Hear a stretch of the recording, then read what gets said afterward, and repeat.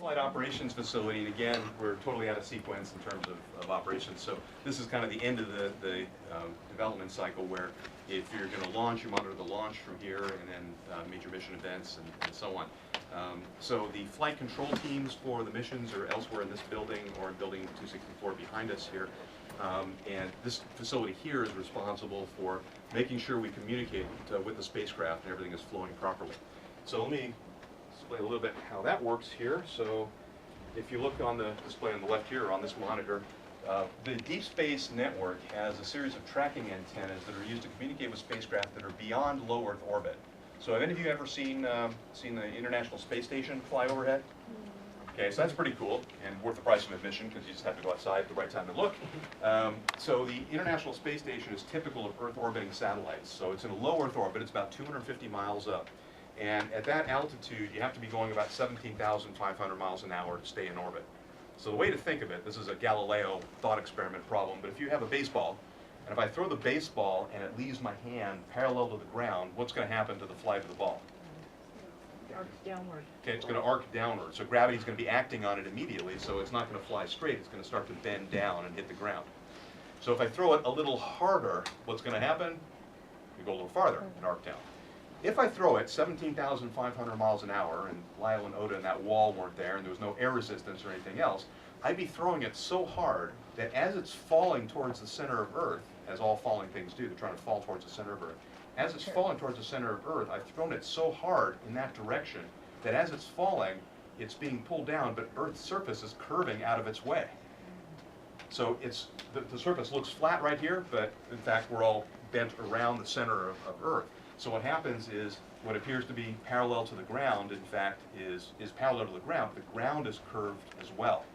And our planet is so big we can't see that. I mean, we can perceive it if the thought problem is if you go out to the beach and you watch a ship disappear, it looks like it's sinking as it gets farther and farther away. Well, it's going over the horizon.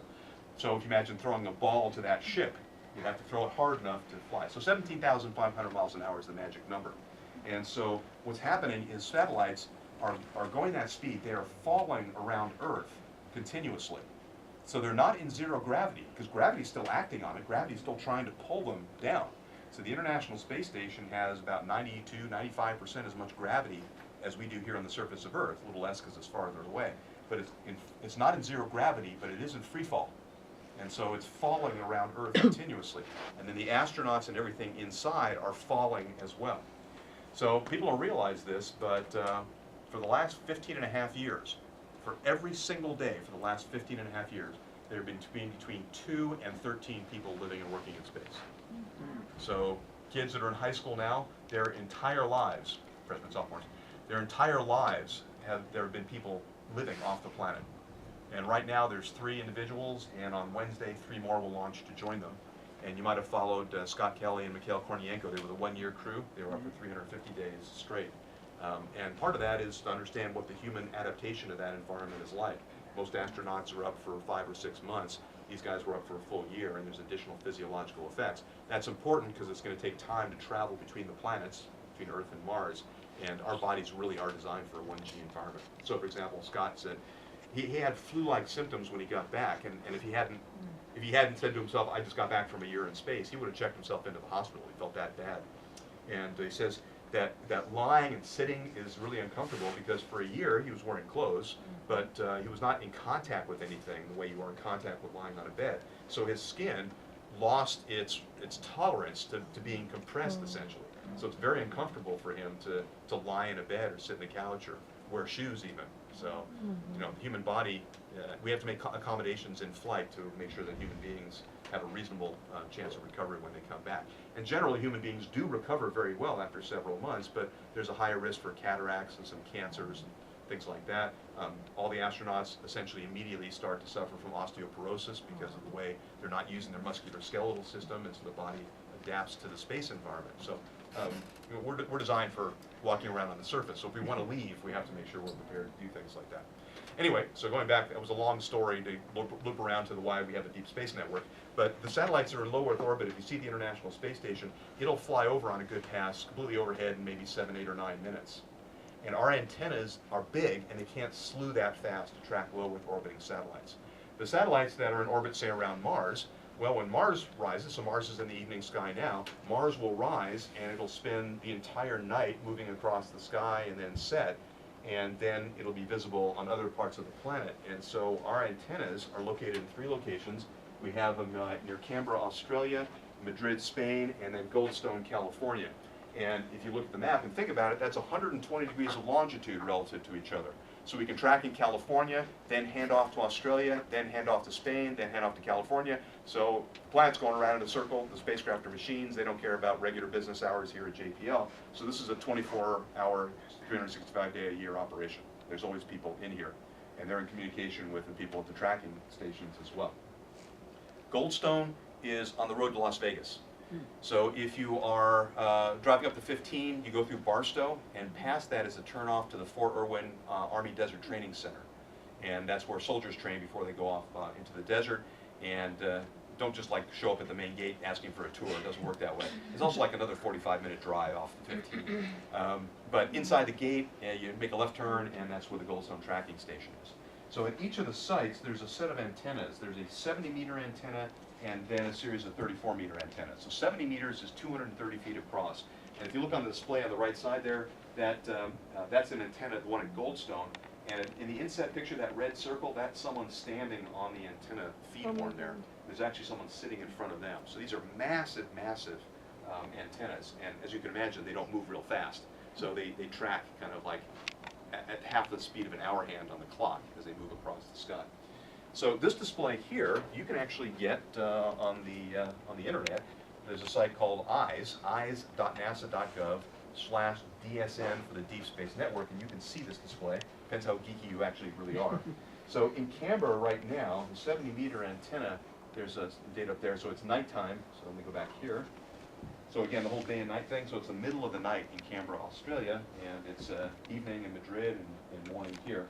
So right now, the 70-meter antenna, station 43, is tracking the New Horizons mission. This is the Pluto mission. And so the way the Pluto guys worked, when they built it, the New Horizons spacecraft was not built here. It was built by the Johns Hopkins Applied Physics Lab in Baltimore. They decided that they were going to have as much science instruments as they possibly could, and so they put in a relatively small communication antenna and a relatively low-power transmitter system. So they flew by Pluto and they took a lot of data, but as they planned, they spent a year bringing it all down. So normally it's like, take a picture, send the picture, take a picture, send the picture, take a picture, put it on the tape recorder, and then dribble it back. And so there's a lot of data I think there's some data still on board. And the spacecraft is continuing on in January of like 2019 or something. It's going to fly by another object way, way farther out from Pluto. So right now, the distance to the spacecraft is 5.2 billion kilometers, and round-trip light time is 9 hours, 36 minutes. So what that means is if we send a signal from here, it takes that long, and the little squiggly line shows that there's squiggles going up and squiggles going down. So we are sending probably engineering information to the spacecraft. It's not going to get there for almost 5 hours, traveling at the speed of light. And the signals we're receiving now left the spacecraft 5 hours ago. So how far is 5 hours? Jupiter is 45 minutes away at the speed of light. The sun is about 8 minutes away. The moon is about a second away at the speed of light. So when the Voyager spacecraft flew by Neptune in 1989, while one-way light time was about 4 hours and 15 minutes, so New Horizons is even further out than that. So it's outside the boundary of the major planetary systems. But that's nothing compared to Voyager 2 here. So Voyager 2 is one of 2 Voyagers, as you probably imagine from its name. Yeah. So they were launched in 1977, and their mission was to fly by Jupiter and Saturn. So they both flew by Jupiter in 1979, and then 80 and 81 for Voyager 1 and Voyager 2 successively, and that was the end of the prime mission. Their prime mission ended in 1981. But Voyager 2 was still healthy, so it was redirected to fly by Uranus in 1986, Neptune in 1989, and the only spacecraft to fly by those planets was Voyager 2. And then they continued out. They have so much speed, and so does New Horizons, that the sun's gravity is not going to reclaim them. These are now going to travel out into the galaxy, so they're never coming back. Voyager 2 has round-trip light time 30 hours and 42 minutes.